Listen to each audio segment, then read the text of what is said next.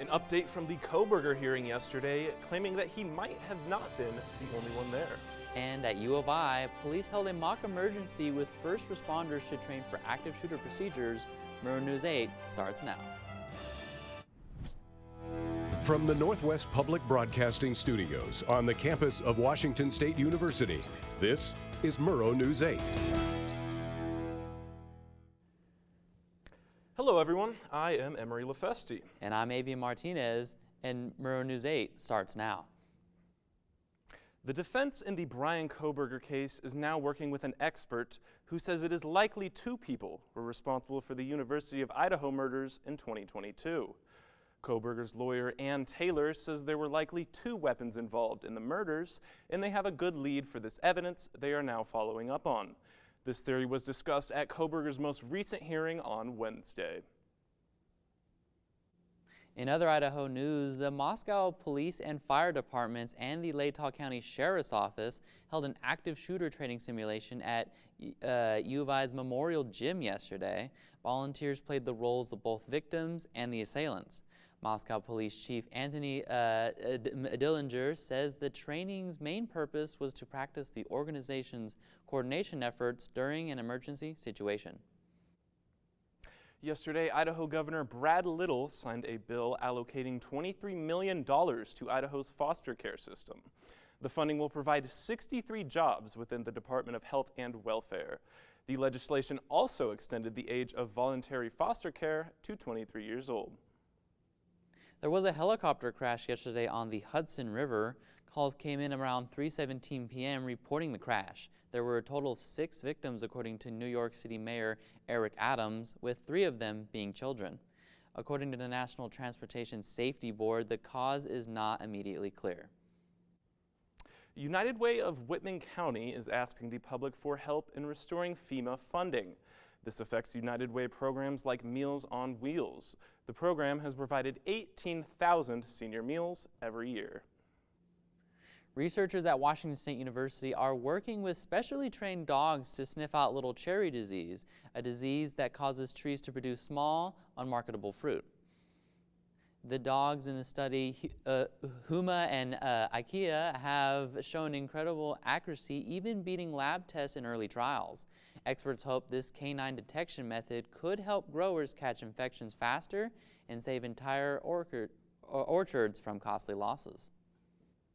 And speaking of dogs at WSU, the Veterinary Teaching Hospital has been working on a study involving local dogs for more than 5 years now. Our reporter Josiah Pike has more on what they're hoping to accomplish. Calling all canines, the WSU Veterinary Teaching Hospital needs help from your dogs.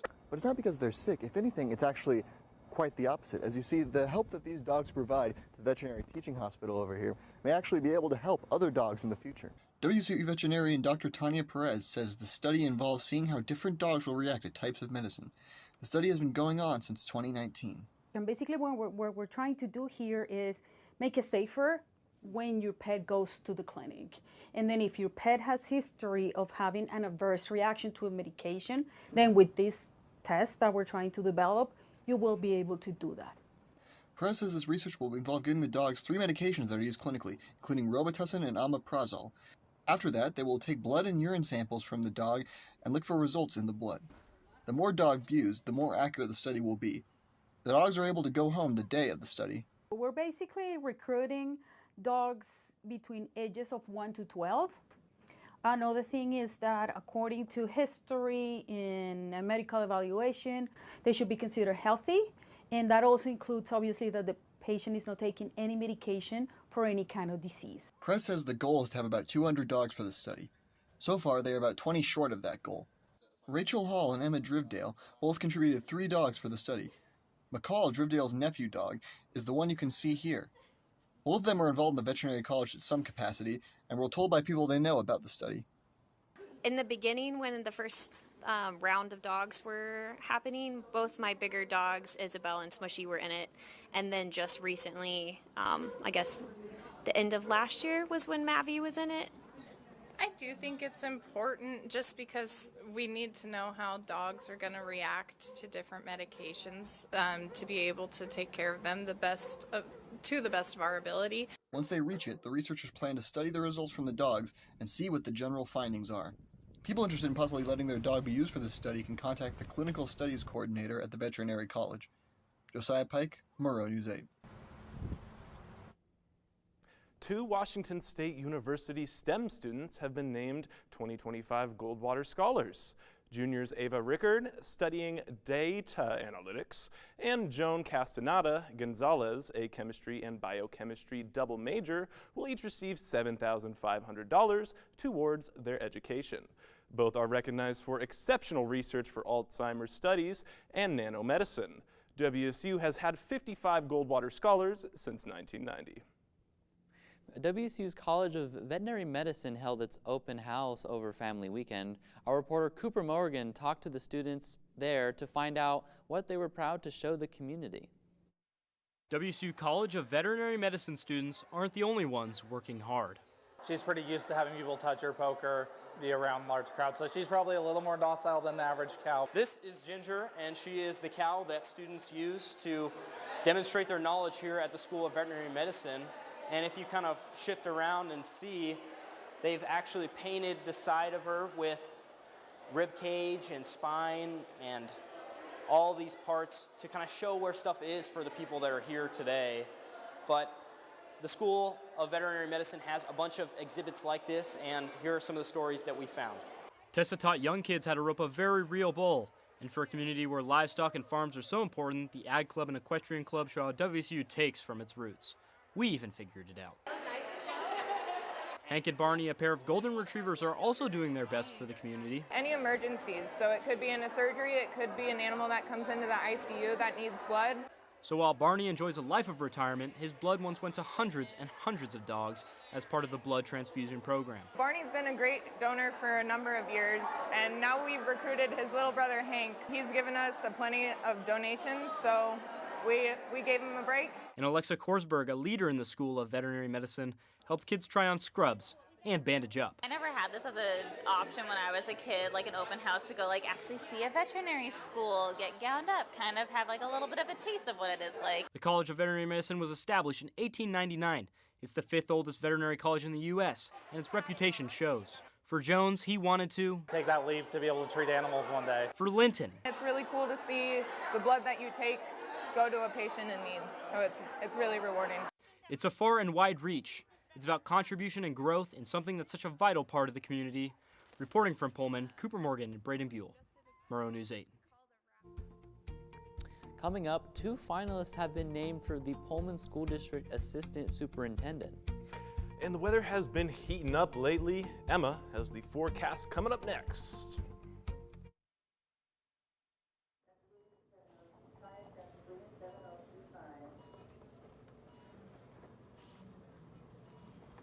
It's okay to be scared. You don't have to be so strong.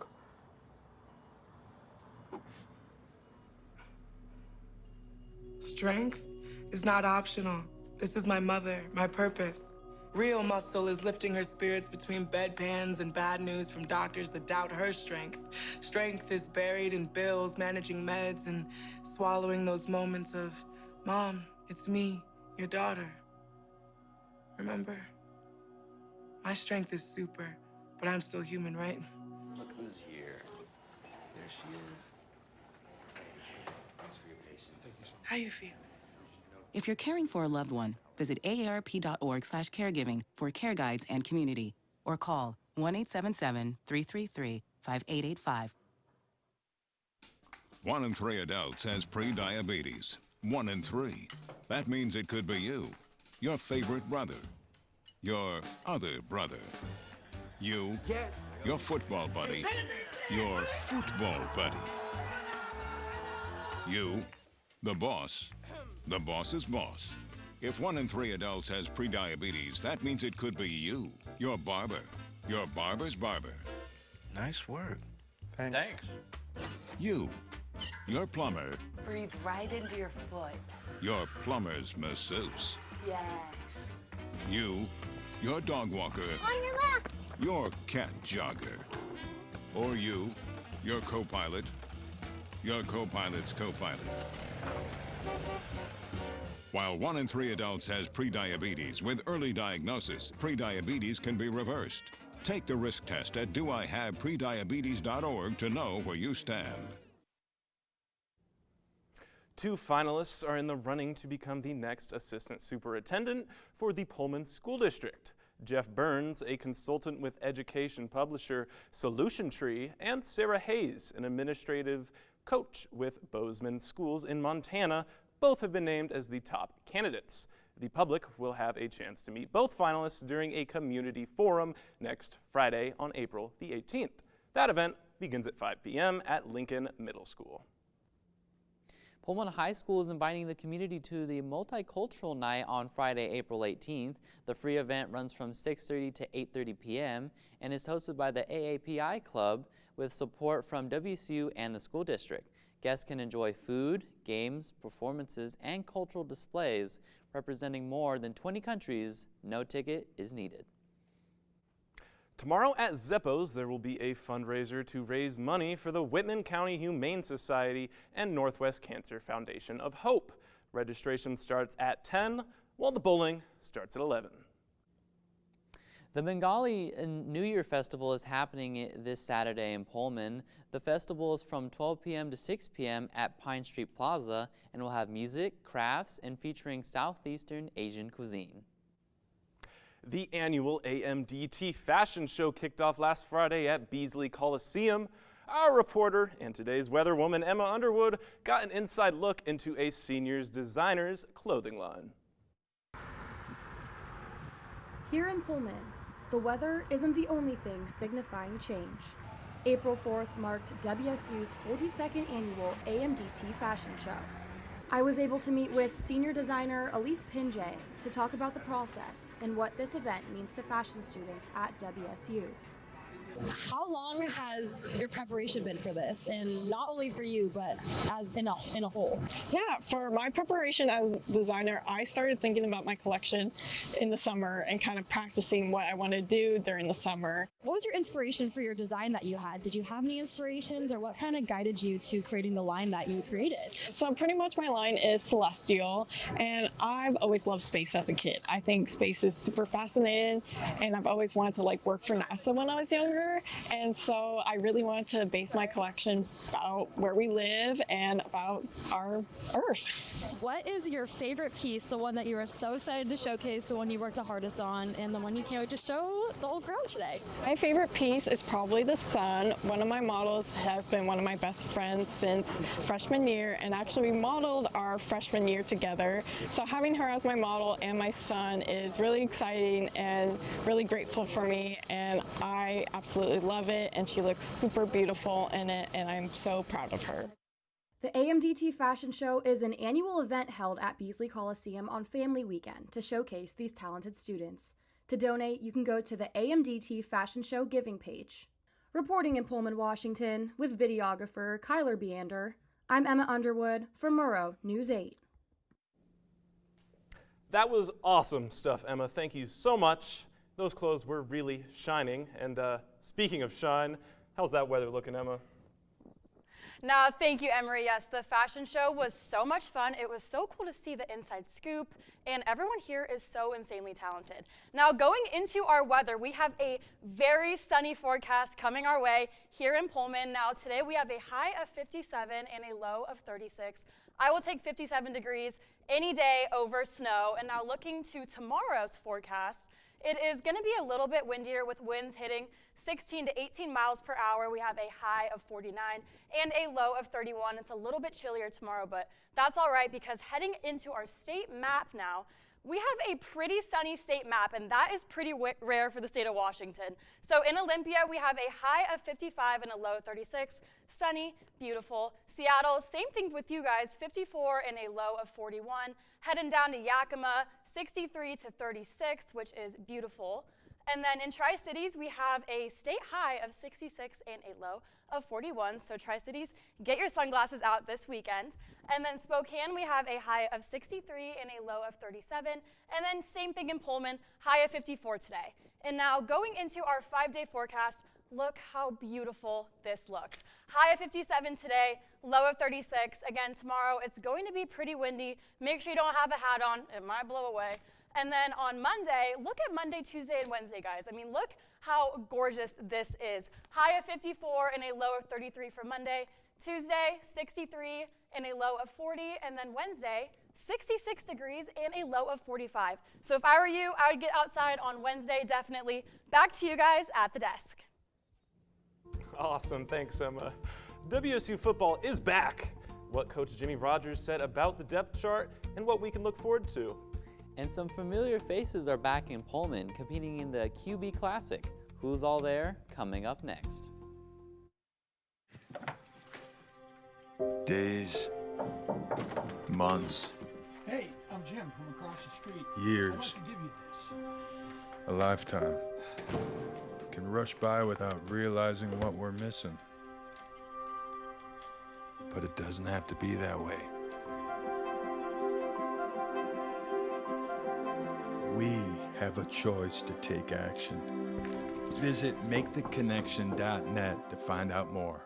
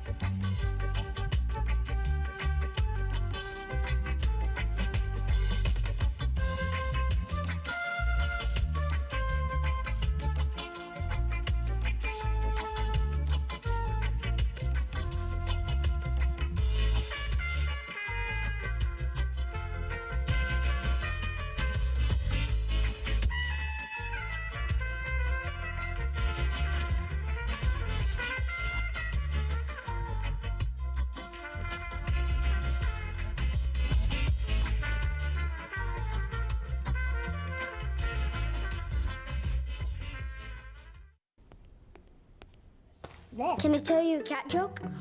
Just kidding. Why did the girl ask the mushroom to dance? Because he was a fun guy. What do you call a pig that knows karate? Pork chop. So how does a tissue dance? Put a little boogie on it.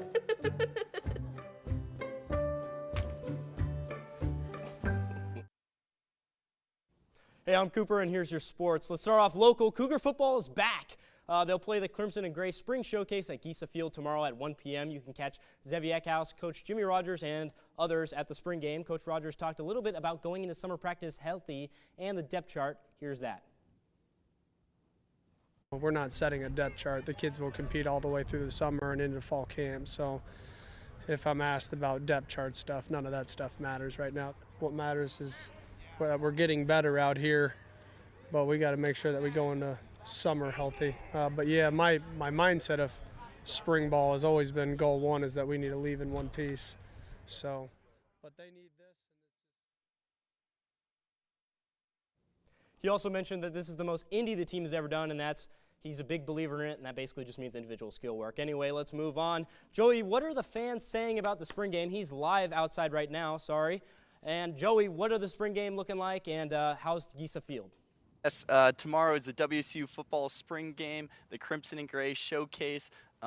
People are looking forward to this. I've been talking with students. People are excited to see the new coaches, the new players, showcase their talent, what they're going to bring to this football program. But what people are very excited about is beer being back inside Martin Stadium. Tomorrow they will be serving alcoholic beverages. People have been wanting this for a while, so it'll be a great day for some beer, enjoying football and fun here at Martin Stadium. Back to you guys at the desk.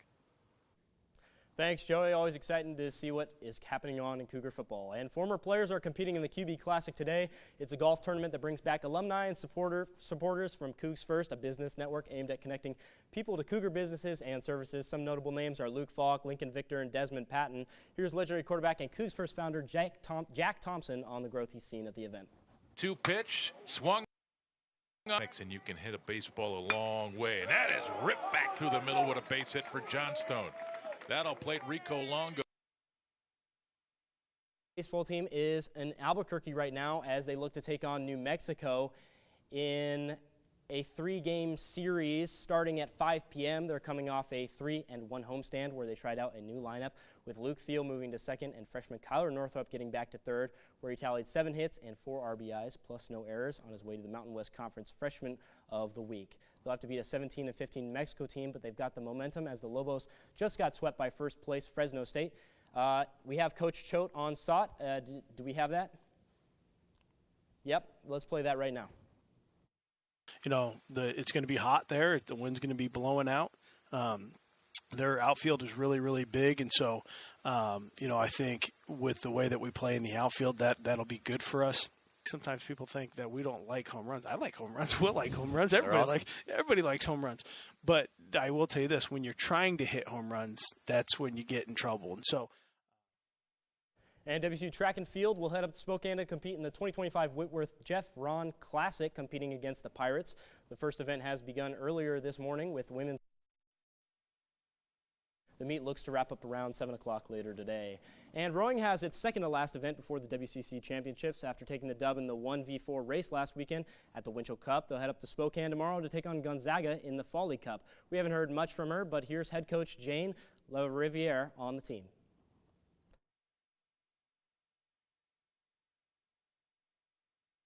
We obviously have to get a little faster because, you know, we're going to be up against teams that have that depth, and that's what we need to shore up right now, and so we're working on it. WSU Tennis is going to Portland this weekend. They are 13-7, having lost to number 23 Pepperdine 4-1 last weekend. The Cougs are ranked in the 50s nationally. That's it for sports. April is Sexual Assault Awareness Month. Our reporter Emily has more on an organization making an impact.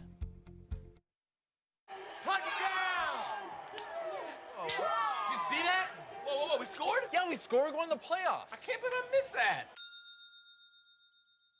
Every time I'm buzzed, I spend too much time on my phone. What? I should take your phone away. No. I'll call for a ride. Hey, why does my face look like that? I'm playing with these new face filters. Okay, you know what? Yep, that's mine. But I need that back. No. Kevin! Jordan knows he shouldn't eat this entire bowl of nachos, but tonight he's earned that right because a few hours ago in the middle of happy hour, he recognized a sign, not from the gods or a bolt of lightning, but from a double heart, a kissy face, and a fourth ha in ha ha ha. That's when Jordan knew he was buzzed. So when it was time to go, he got a ride home instead of driving. Be a legend like Jordan. Recognize your buzzed warning signs and get a ride home. Buzz driving is drunk driving. Yo, Scott. Hey. I'm heading out, man. You want to ride? No, I got my car, but I actually really need to go to the bathroom. Oh, you know what? I was just in there. The line is like 10 people long. You know, I think I'll just...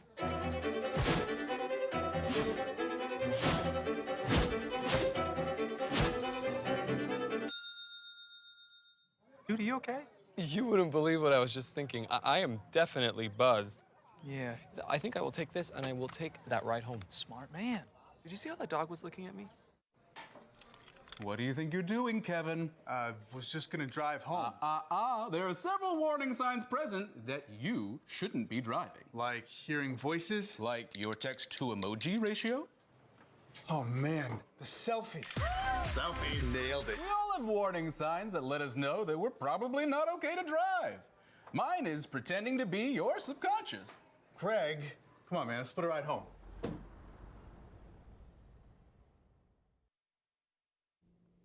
April is meant to support survivors of sexual assault, harassment, and abuse. The WSU Women's Center recognizes SAAM and welcomes those in need of the support. The Women's Center is located in the Wilson Short Hall. Another local organization is working hard this month to raise awareness about sexual assault. Our reporter Emily Schmalz spoke with the organization about their efforts. April is Sexual Assault Awareness Month. And according to the National Sexual Violence Resource Center's website, in the United States as of 2018, 1 in 5 women experience completed or attempted rape in their lifetime, and 24.8% of men experienced a form of contact sexual violence The Alternatives to Violence of the Palouse is here to support those who are experienced or have experienced these forms of harm. Support survivors of any kind of violence. That's including, stalking, trafficking, harassment. And this month, they want to make their presence known. I realize that these are very heavy topics. They're very hard to deal with. And so if they can meet us in maybe these more comfortable or relaxed settings, exactly like you said, they may have that comfort level, to come talk to us or to come disclose or seek support. And these events are meant to do so. Now I'm making a button with the purple color. The purple ribbon represents Sexual Assault Awareness Month. You might see pins like this around campus or around Pullman the following month. Probably a third to half of my the folks that I help in SA are college age. The Rape, Abuse, and Incest National Network reported 18 to 24-year-old college women are 3 times more likely than all women to experience sexual violence. Pullman itself has sexual assault rates 32% higher than the state and 52% than the nation. So it's a serious issue here, and we really, need to raise that awareness and get that prevention going. You might see the ATVP around campus this month. If not, you can visit them at their Pullman location at the Gladish Community Center. This is Emily Schmalz reporting for Murrow. This is Emily Schmalz reporting for Murrow News 8. There are a couple important birthdays today. We'll tell you who they belong to after the break. There was an old woman who lived in a shoe. She had so many children, she didn't know what to do.